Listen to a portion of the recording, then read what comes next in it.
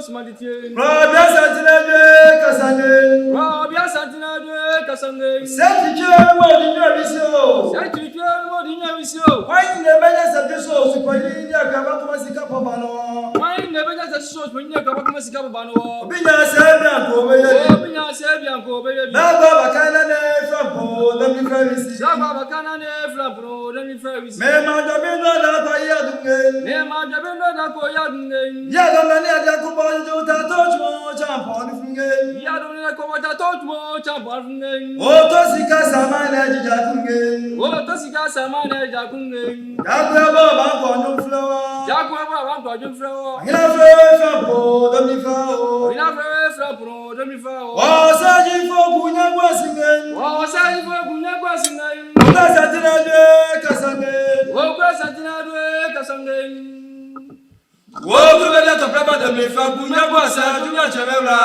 Dr. The Right Honorable Keith Rowley, Prime Minister of Trinidad and Tobago, my dear friend. Sure. The campus principal, ministers of state, members of the diplomatic corps, the Ghana High Commissioner to Trinidad and Tobago here present. Sure. Distinguished ladies and gentlemen. Sure. From the moment we ascended the golden stool of the Asante Kingdom, we have been conscious of the role destiny has played upon us to reconnect with every land where the seeds of our heritage have been sown and to encourage and help tend them to flower. Sure.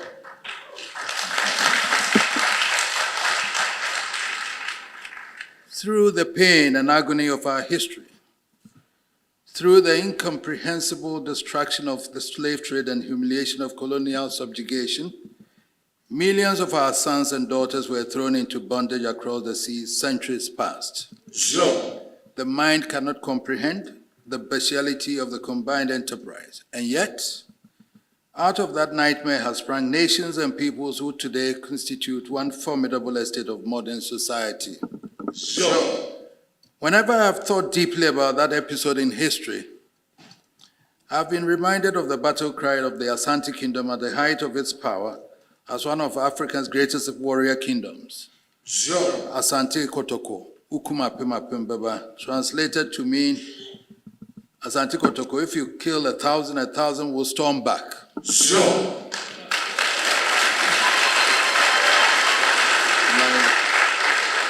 Sure. And it represents the kills of the porcupine. That battle cry speaks to the unconquering spirit of our people. And I see it fully reflected in the Caribbean islands, in the United States, in Brazil, in Suriname, and yes, in the heartland of Europe. In these far-flung lands, millions of our own perished at the hands of slave masters in heart-rending circumstances. But far from being swept into oblivion by the tide, their seeds have germinated, proudly bearing the glorious fruits we behold today in Trinidad and Tobago and the many beautiful nations of the Caribbean. Sure. The millions now stand tall over the ashes of the martyrs who fell, testimony to the undying spirit that says, Ukuma Pima Apembaba. Sure. Just as our spirits cannot be broken, so we cannot be divided or estranged from our heritage. It is the reason we place great importance on our relations with the Caribbean island states and why we are thankful to Prime Minister, the Honorable Dr. Rowley, for the opportunity to undertake this visit to your enchanting twin island. Sure.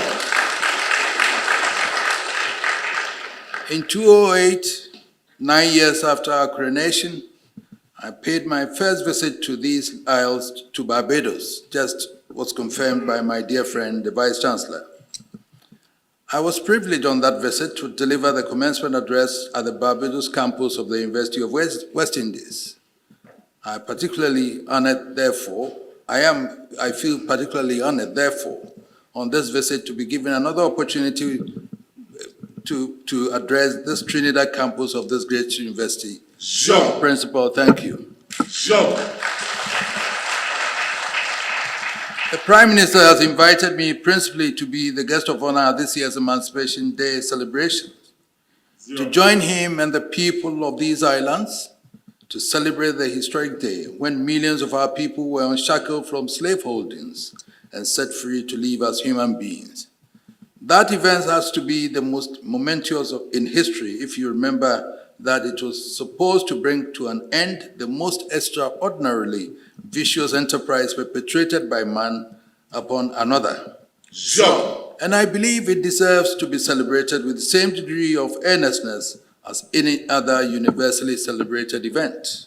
Sure. That event was in 1834, only 1 year shy of 190 years, long enough, one would have thought, for its objectives to have been cemented in history. And yet, even as we herald the event, there remains the potent issue of whether emancipation has delivered on its promise.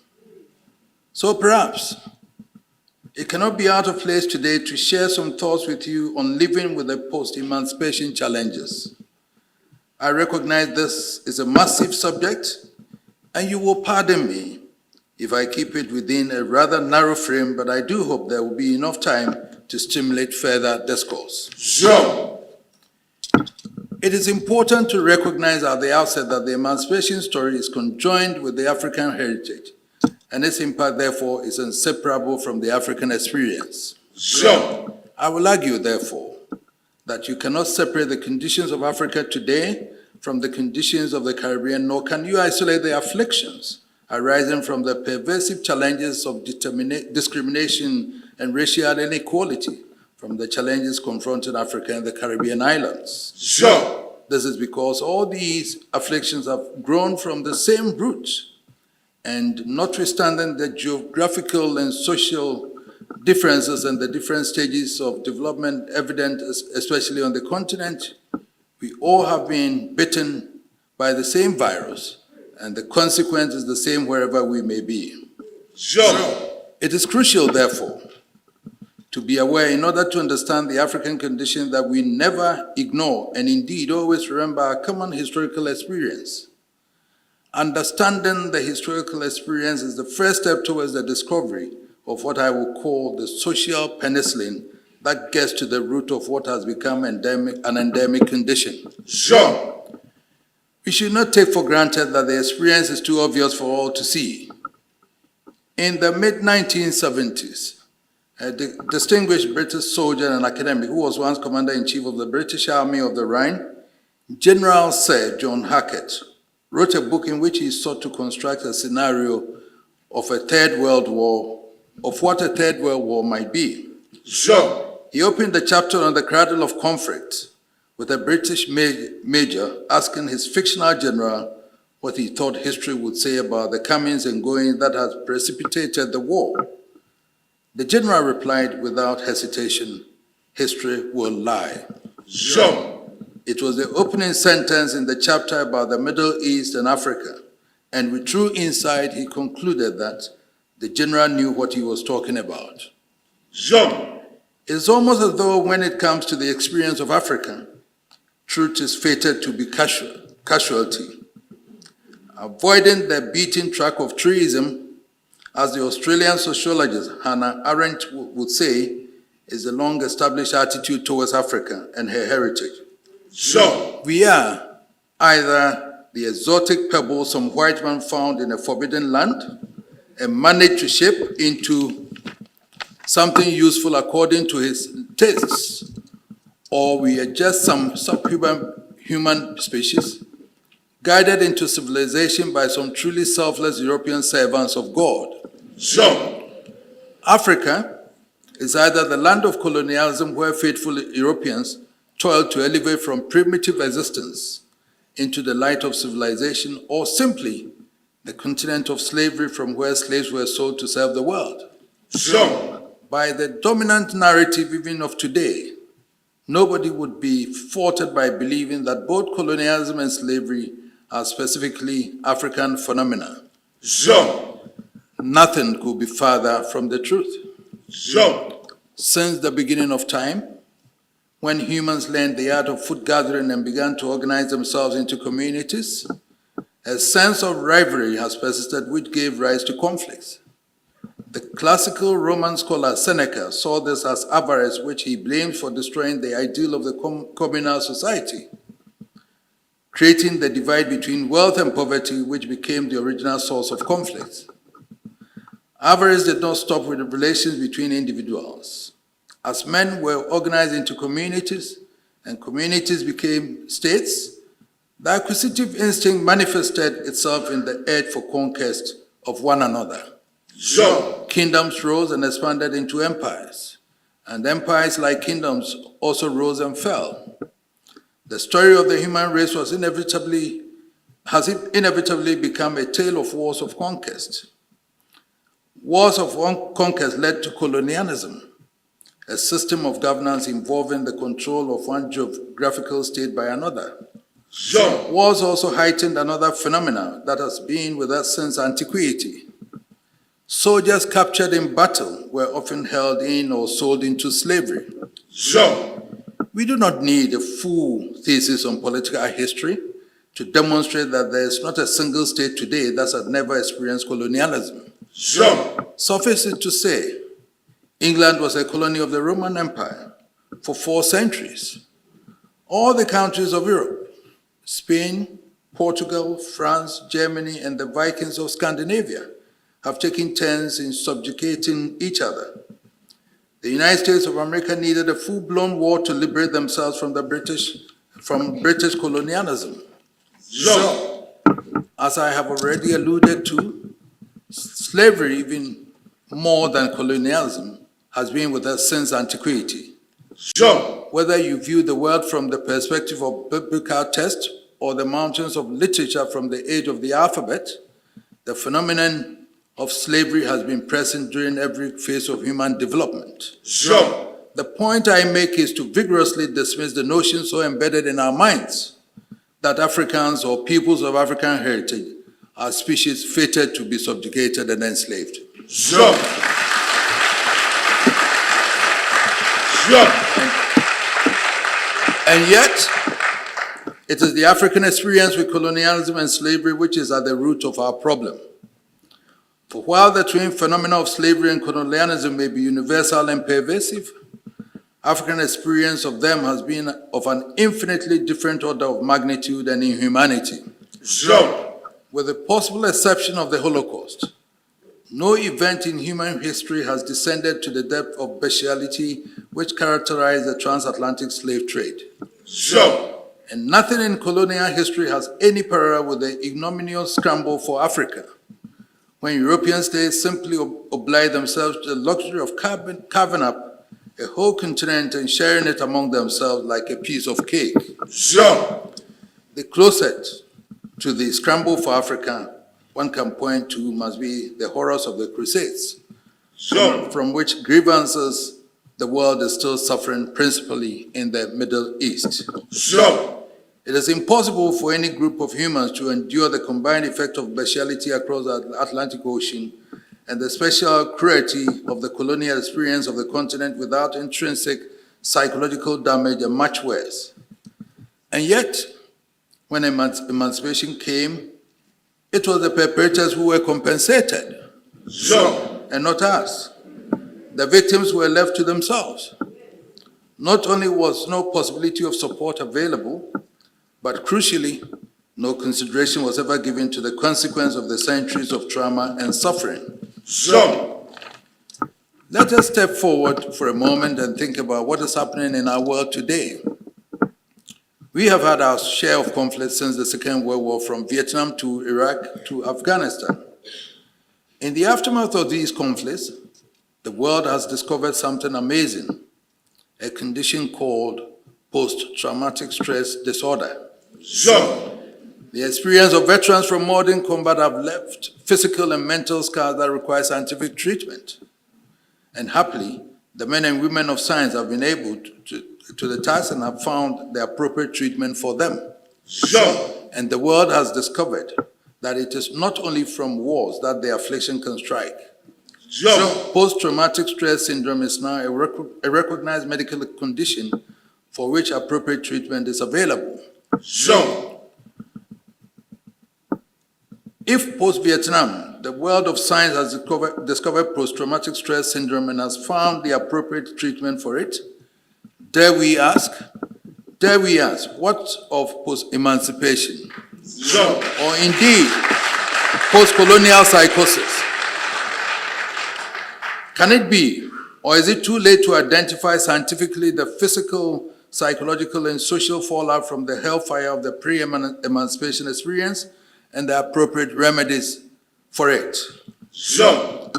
J.K. Galbraith, the respected American diplomat and intellectual, reminds us in the most moderate and scholarly tone that no memory is so deep and enduring as that of colonial humiliation and injustice.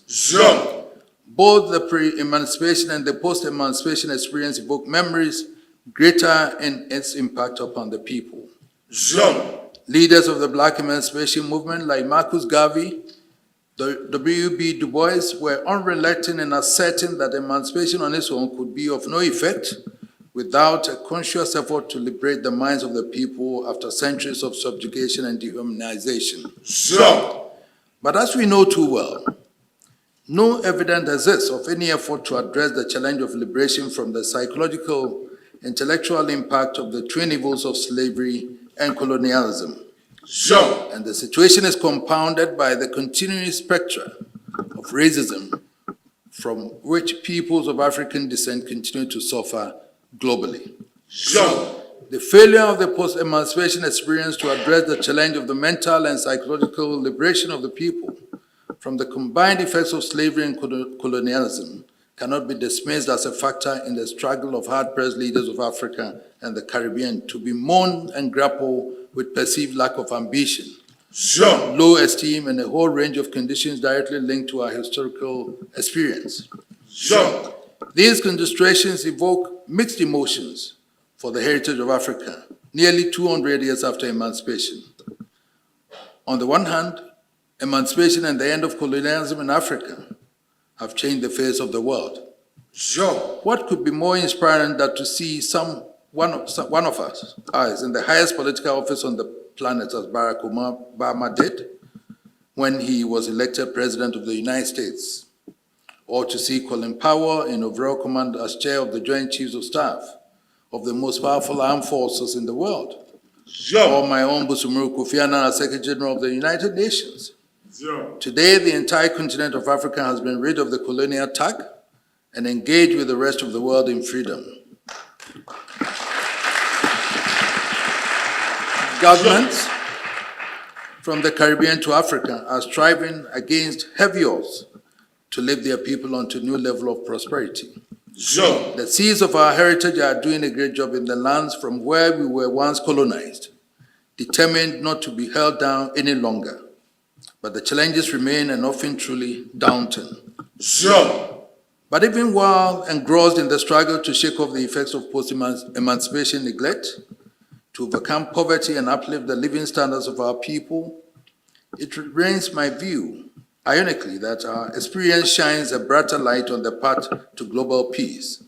The world does not often remember that the troubles in the Middle East today are the result of the unbroken chain of calamities dating back to the Crusades in the 3rd century.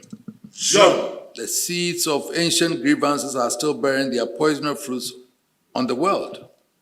And particularly the children of both victims and perpetrators are suffering their killing effects in the streets of Iran, Iraq, Afghanistan, and Palestine.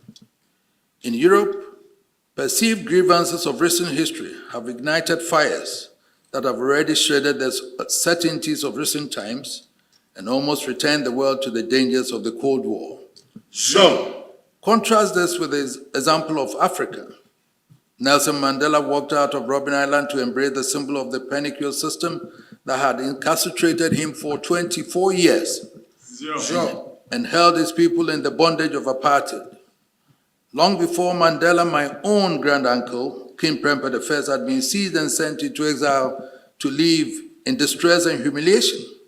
He returned home 29 years later to hold out the hand of peace, love, and reconciliation.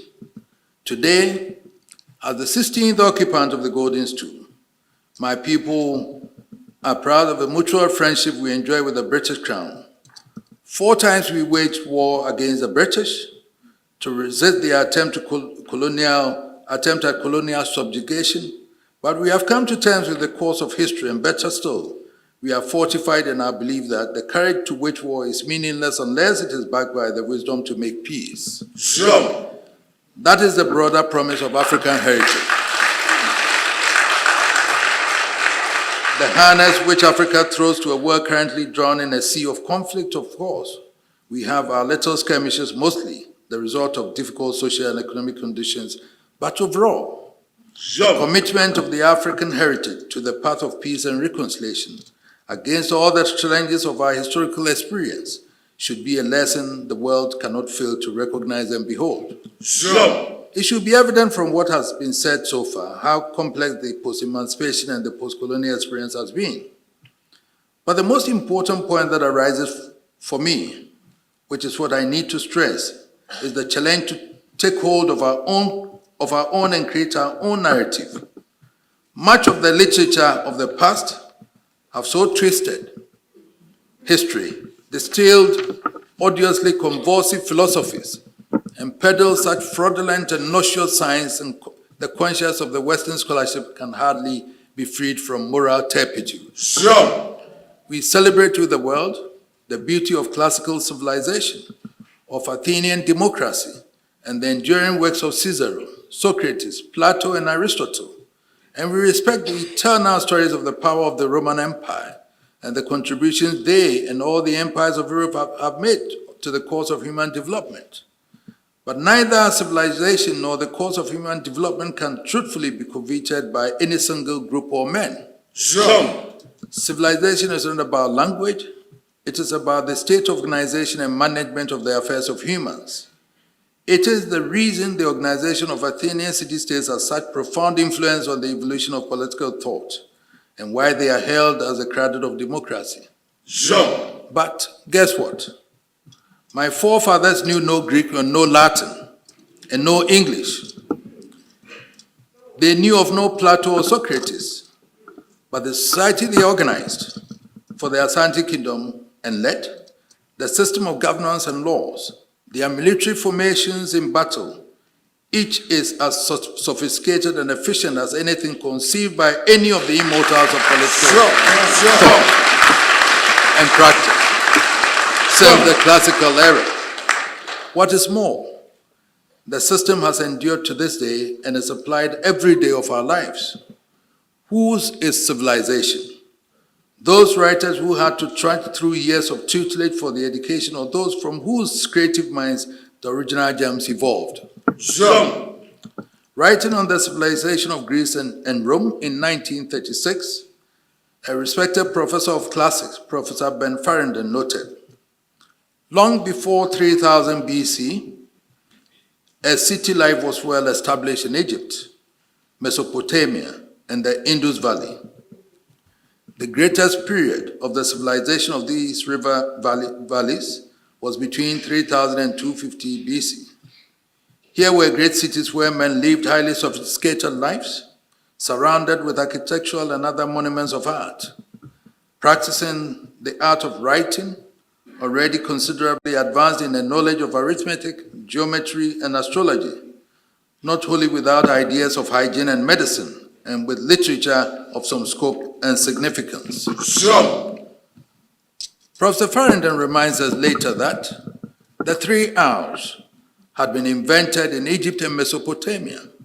Reading and writing and arithmetic were regularly taught to a class of scribes without whose aid the administration of the large and complicated state would have been impossible. Sure. In spite of the attempt to present the civilization of the river valleys as relating only to the Arabs on the other shores of Asia Minor, it was in fact the civilization of the Nile Valley, with continuous links downstream to the west of the continent of Africa. In West Africa, great empires were rising, beginning with the Songhai Empire, the empire of ancient Ghana, from whom my country took its name, and the Mali Empire. The strength of the Muslim religion in West Africa is the result of the ancient ties between the civilization of the north and west of the continent. From the east to the south. Other great empires flourished in Africa. In general, historians have chosen to ignore these remarkable events and to rather consign the African experience at best as an appendage to the story of European adventurers and at worst as some subhuman evolution. Sure. It is a travesty that does not have a place in our time. Sure. But we should not be complaining, just complaining. History has not been fair, but it should not hamstring us to our past. We should be capable of mastering the energy to rebuff the misconceptions of the past and build a better world for ourselves. The examples we have cited should inspire us to build inclusive societies where peoples of all races and religions share a common destiny. Sure. We should take pride in our heritage, in our past, in our resilience, and in our capacity to survive the strings and arrows and still stoop to conquer. Sure. The Africa, which is the cradle of mankind, remains today the future of mankind. Sure. Ukuma Pima Apimbaba. I thank you very much and God bless us all.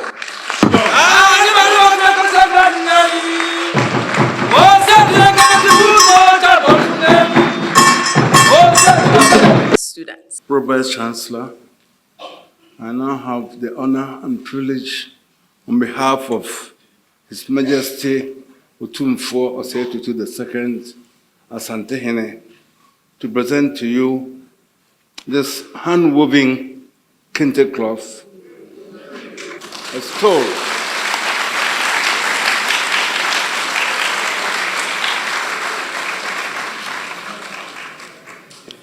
The designs are so intricate that they are only reserved for use by the king and the king only. Application, I may be allowed to crown you as the queen for this event. It's a stole which you put around your neck. And I don't want to overstep the limits of my authority. No, you're free to put it around. Okay. Then I don't know.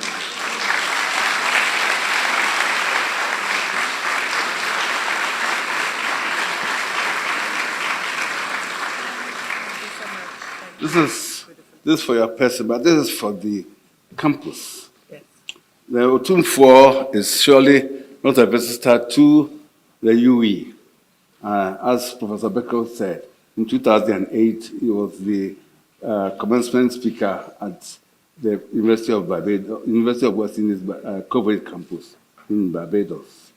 So he would like to leave a memento of his visit to this campus by this three-dimensional image of him adorning all the paraphernalia of his office and riding in a palanquin. Next time when you invite the king, he may come in a palanquin, and that will be awesome. Yes.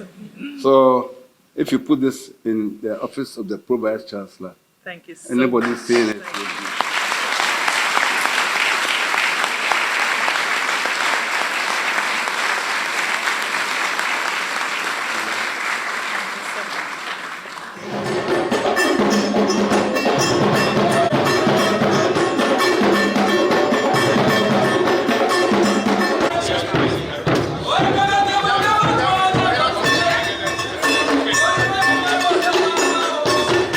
Akolawa no so pese utrimu usuma ense bratam the family hon hia na America sa sebe ka ya twa ni mu nyame nai ebu afaso enye de ya twa ni mu twa nyame sebedi akone bakwen bodi atwede na se kofi nro ni ya aben antima nyina ni mu ampata na wo yade ya